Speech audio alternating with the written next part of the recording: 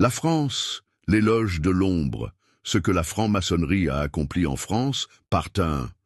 Ici, pas de serment dans les couloirs du Capitole, mais dans les loges françaises, depuis des siècles, se tissent des alliances invisibles, influentes comme jamais. Plaque tournante mondiale. La France est aujourd'hui la capitale mondiale de la franc-maçonnerie, avec environ 160 180 membres et près de 6 loges réparties dans tout le pays. Un nombre spectaculaire, équivalent à près de 25% de l'effectif européen. Les trois géants et leur réseau, en tête de liste, Grand Orient de France, 52 membres dans 320 loges, hommes et femmes. Grande Loge de France, 33 frères, 903 loges. Grande Loge nationale française, 30 hommes, 265 loges. Mixité, action, influence. Avec la mixité élevée, GLDF, GODF, droit humain, et la Grande Loge féminine, 11 700 sœurs, la franc-maçonnerie française incarne l'ouverture. Le Grand Orient, acteur majeur des transformations sociétales, a rouvert ses loges aux femmes en 2010 et compte des implantations dans plus de 30 pays.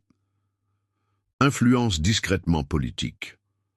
Au tournant du XXe siècle, des loges comme le Grand Orient ont porté les idées laïques. Les lois de 1905 sur la séparation État-Église et les réformes scolaires sont en grande partie leur œuvre. Figures marquantes telles que Dreyfus, Briand, Ferry, Combes en étaient. Résistance discrète versus répression. Sous Vichy, la franc-maçonnerie est persécutée. Dissolution, saisie des biens, fichage des membres. Pourtant, nombre de résistants étaient maçons, parmi eux Arnaud Beltrame.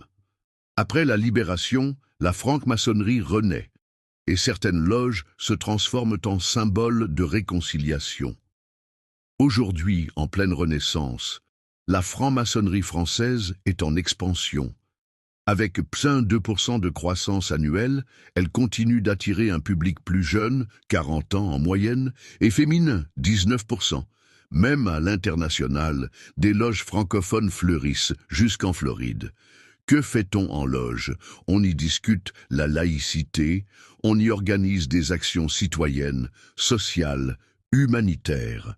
Les loges se veulent des laboratoires pour penser et construire le monde de demain, loin des caméras, mais parfois aux côtés des élus. La puissance ne se mesure pas à la taille d'un immeuble, mais aux idées qu'on y forge.